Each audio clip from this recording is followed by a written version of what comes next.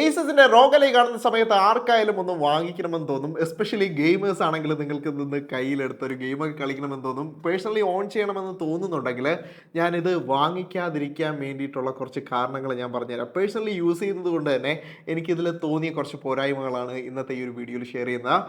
അപ്പോൾ of course നിങ്ങൾക്ക് റോഗലയെ പറ്റിയിട്ടുള്ള കാര്യങ്ങളെല്ലാം നിങ്ങൾ മറ്റ് വീഡിയോസിലോ അല്ലെങ്കിൽ വേറെ ഏതെങ്കിലും ഒക്കെ കണ്ട് നിങ്ങൾ റെഫർ ചെയ്തിട്ടുണ്ടായിരിക്കും. പക്ഷേ റോഗലൈ വാങ്ങിക്കാതിരിക്കാൻ വേണ്ടിയിട്ടുള്ള റീസൺസ് ആണ് ഞാനെന്ന് പറയുന്നത്. കാര്യം ഞാൻ നേരിട്ട കുറച്ച് പ്രശ്നങ്ങളാണ് ഇന്ന് റോഗലയിൽ നമ്മൾ ചർച്ച ചെയ്യാൻ വേണ്ടി പോകുന്നത്. ആദ്യം തന്നെ റോഗലയുടെ കാഴ്ചകളാണ്. ഈ ഒരു കാഴ്ചകളിൽ ഈ ഒരു സൈസാണ് ഇതിൻ്റെ ഒന്നാമത്തെ പ്രശ്നം എന്ന് പറയുന്നത്. ഇതിൻ്റെ സൈസ് നിങ്ങൾ കണ്ടോ?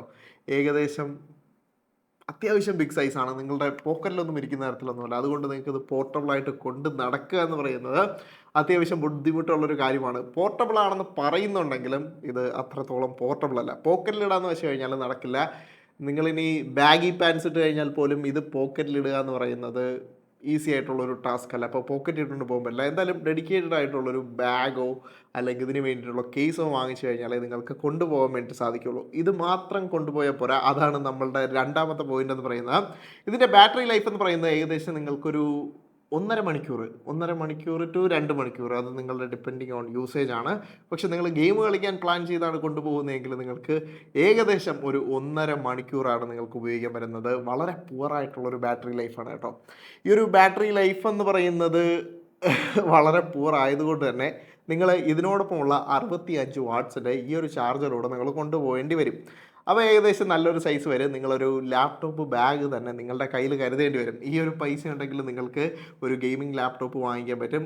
ഇതിലുള്ളതുപോലെ ഗെയിമും കളിക്കാൻ പറ്റും. ഇതിനേക്കാളും കോമ്പാറ്റബിളായിട്ട് ടാങ്കിൾ ഫ്രീ ആയിട്ട് നിങ്ങൾക്ക് ലാപ്ടോപ്പ് കൊണ്ടുപോകാൻ സാധിക്കും എന്നുള്ളതാണ് എൻ്റെ രണ്ടാമത്തെ പോയിന്റ്.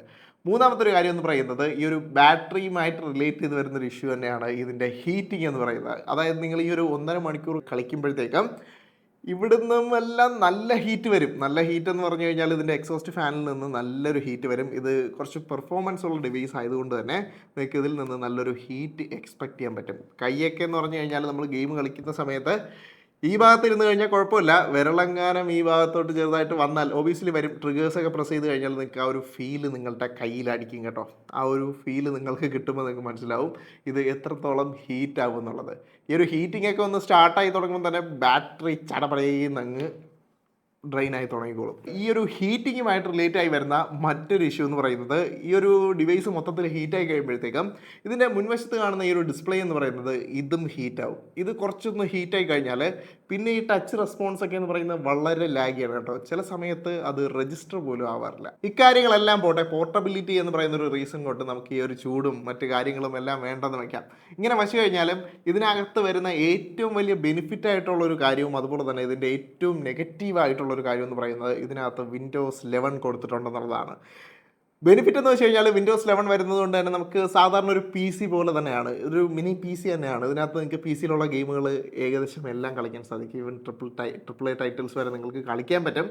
പക്ഷേ ഓരോ ഗെയിമിനും വേണ്ടിയിട്ട് നമ്മൾ ഓരോ സമയം ട്വീക്ക് ചെയ്യണം. അതായത് ചില ഗെയിമുകൾ ഒരുപാടധികം ഡിമാൻഡിങ് ആയിരിക്കും. ഡിമാൻഡിങ് ആയിട്ടുള്ളതിന് വേണ്ടിയിട്ട് അതിനനുസരിച്ച് നമുക്കൊരു എന്താ പറയുക, ഡ്രോപ്പ് ഫ്രീ ആയിട്ടുള്ള ഒരു എക്സ്പീരിയൻസ് കിട്ടാൻ വേണ്ടിയിട്ട് അതിനനുസരിച്ചുള്ള ട്വീക്കിങ് നമ്മൾ ഗെയിമിൽ നടത്തേണ്ടി വരും. ഒന്നാമത്തെ കാര്യം. രണ്ടാമത്തെ കാര്യം എന്ന് പറയുന്നത് ഇതിനകത്ത് വിൻഡോസ് 11 കൊടുത്തിട്ടുണ്ടെങ്കിലും അത്രത്തോളം കോമ്പാറ്റബിൾ അല്ല. ഈ ഒരു ഡിസ്പ്ലേ സൈസിനും ടച്ച് സ്ക്രീൻ എൻവയോൺമെൻറ്റിനും ഒക്കെ ഒരു അത്രത്തോളം കോമ്പാറ്റബിൾ അല്ല. അതുകൊണ്ട് തന്നെ ഇടയ്ക്കിടയ്ക്ക് ഇതിനകത്ത് ക്രാഷ് ആവുന്നുണ്ട്.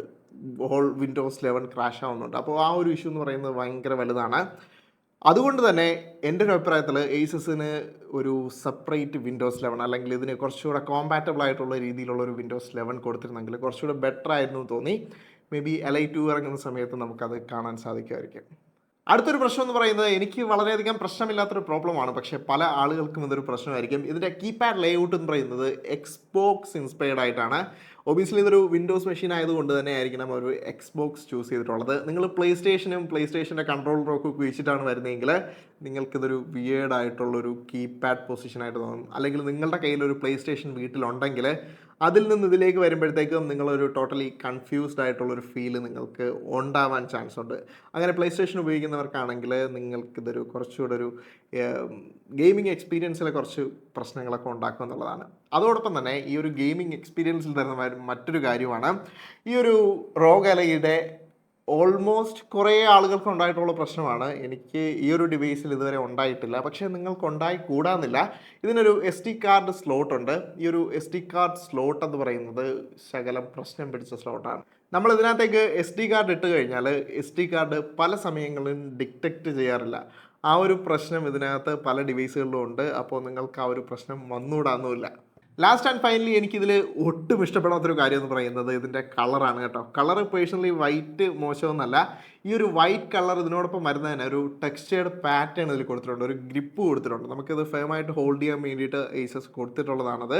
പക്ഷേ പെട്ടെന്ന് ഈ ഒരു സാധനം അഴുക്ക് പിടിക്കും കേട്ടോ. അഴുക്ക് പിടിക്കുമെന്ന് വെച്ച് കഴിഞ്ഞാൽ നിങ്ങൾ ഓരോ ഗെയിമിംഗ് സെഷൻ കഴിഞ്ഞിട്ടും നിങ്ങളിത് ക്ലീൻ ചെയ്യേണ്ടി വരും. കാര്യം നമ്മൾ വേർക്കുന്ന സമയത്ത് ഓബിയസ്ലി ആ ഒരു സംഭവം ഉണ്ടാവും. നമ്മുടെ ദേഹത്ത് നിന്നുള്ള സ്കിന്ന് അങ്ങനത്തെ കാര്യങ്ങളെല്ലാം നമ്മുടെ ഈ ഒരു ടെക്സ്ചറിൽ വന്നിട്ട് അടിഞ്ഞിട്ട് അവിടെ ഒരു ബ്ലാക്ക് ഇതായിട്ട് തോന്നും. വളരെ നാസ്റ്റി ആയിട്ടുള്ളൊരു എക്സ്പീരിയൻസ് ആയിരിക്കും നിങ്ങൾക്ക് ഓരോ തവണ ഗെയിം കളിച്ചിട്ട് നോക്കുന്ന സമയത്ത്. അത് മാത്രമല്ല ഓവർ ദ ടൈം നിങ്ങൾ ഉപയോഗിച്ച് വരുന്ന സമയത്ത് ഇതിൻ്റെ പിറകു വശത്തായിട്ടും മുൻവശത്തായിട്ടും ഒക്കെ നിങ്ങൾ ഇടയ്ക്കിടയ്ക്ക് നന്നായിട്ട് ഇത് ക്ലീൻ ചെയ്ത് കൊടുക്കേണ്ടി വരും എന്നുള്ളതാണ്. പെട്ടെന്ന് അറിയാൻ പറ്റും. നോർമലി ഒരു ഗ്രേ ഡിവൈസ് സ്റ്റീം ഡെക്കൊക്കെ ആണെങ്കിൽ ആ ഒരു പ്രശ്നമേ ഇല്ല. പക്ഷേ ഈ ഒരു സാധനത്തിലേക്ക് വന്നു കഴിഞ്ഞാൽ ഒബിയസ്ലി നിങ്ങൾക്ക് ഇതിനകത്ത് എവിടെ നോക്കിക്കഴിഞ്ഞാലും ആ ഒരു മാർക്കിങ്സ് ഒക്കെ പലയിടത്തായിട്ട് കാണാൻ പറ്റും. ഒരു പുതിയ ഡിവൈസായിട്ട് നിങ്ങൾ വാങ്ങിച്ച് ഒരു 2 ദിവസം ഉപയോഗിച്ച് കഴിയുമ്പോഴത്തേക്കും നിങ്ങൾക്ക് ഈ തരത്തിലുള്ള പ്രശ്നങ്ങൾ കാണാൻ പറ്റും. നിങ്ങൾ ഒരു ആൽക്കഹോളൊക്കെ ഇട്ട് വൈപ്പ് ചെയ്ത് കഴിഞ്ഞാൽ ആ സംഭവം പൊയ്ക്കോളും. പക്ഷെ നിങ്ങൾ എവറി ടൈം ഒരു എക്സ്ട്രാ സ്റ്റെപ്പ് ഓഫ് വർക്ക് നിങ്ങൾ ഇതിന് വേണ്ടിയിട്ട് ചെയ്ത് കൊടുക്കേണ്ടി വരും. പ്രിഫർ ചെയ്യുന്നത് അലൈ 2 വരുന്ന സമയത്ത് കുറച്ചുകൂടെ സോഫ്റ്റ്വെയർ സൈഡാണ് മിക്ക കാര്യങ്ങളും പ്രശ്നങ്ങളായിട്ട് വരുന്നത്. ബാക്കി കാര്യങ്ങളെല്ലാം നമുക്ക് ഒഴിവാക്കാമെന്നുള്ള കാര്യങ്ങളേ ഉള്ളൂ. ഒരു അലൈ 2 ഇറങ്ങുന്ന സമയത്ത് നിങ്ങൾ നോക്കുന്നതായിരിക്കും കുറച്ചുകൂടെ ബെറ്റർ. കാര്യം ഞാൻ ഇതിൻ്റെ ഷോർട്സ് ഇട്ടിരുന്ന സമയത്ത് ഒരുപാടധികം ആളുകൾ ഇതിനെ വാങ്ങിക്കുന്നതിനെ പറ്റിയും ഇതിൻ്റെ വില വിവരങ്ങളൊക്കെ ചോദിച്ചിട്ടുണ്ടായിരുന്നു. ഏകദേശം നിങ്ങൾക്ക് 55,000 രൂപ മുതൽ 60,000 രൂപ വരെയാണ് ഇതിൻ്റെ ഒരു ബെസ്റ്റ് പ്രൈസ്. കറണ്ട് മാർക്കറ്റ് പ്രൈസാണ്. ഇറങ്ങിയ സമയത്ത് ഏകദേശം ഒരു 79,000 രൂപ ആ ഒരു റേഞ്ചായിരുന്നു ഈ ഒരു സാധനം. അപ്പോൾ നിങ്ങൾക്കൊരു ബെസ്റ്റ് പ്രൈസ് എന്ന് പറയുന്നത് 55 to 60 നിങ്ങൾക്ക് വാങ്ങിക്കാൻ പറ്റും. താഴെ ഞാൻ ലിങ്ക് ഇട്ടിട്ടുണ്ട്. നിങ്ങൾക്ക് വാങ്ങിക്കണമെന്നുണ്ടെങ്കിൽ ഇത്രയൊക്കെ കേട്ടിട്ട് നിങ്ങൾക്ക് വാങ്ങിക്കണമെന്ന് സ്റ്റിൽ തോന്നുന്നുണ്ടെങ്കിൽ യു ആർ എ റിയൽ എന്തൂസിയാസം ഉള്ള ഒരാളായിരിക്കണം എന്നെ പോലെ. അപ്പോൾ നിങ്ങൾക്ക് വാങ്ങിക്കണമെങ്കിൽ അതിൻ്റെ ലിങ്കും താഴെ ഞാൻ കൊടുത്തിട്ടുണ്ട്. അപ്പോൾ എല്ലാവർക്കും ഈ ഒരു വീഡിയോ ഇഷ്ടപ്പെട്ടു എന്ന് വിചാരിക്കുന്നു. ഇഷ്ടപ്പെട്ടെങ്കിൽ ഇപ്പോൾ തന്നെ സബ്സ്ക്രൈബ് ചെയ്യുക. അതുപോലെ തന്നെ ലൈക്ക് ചെയ്യാനും മറക്കരുത്. അടുത്തൊരു വീഡിയോയിൽ ഇൻട്രസ്റ്റിംഗ് ആയിട്ടുള്ള ഒരു ഗാഡ്ജറ്റുമായിട്ട് വരുന്നവരെ ബൈ ഗൈസ്.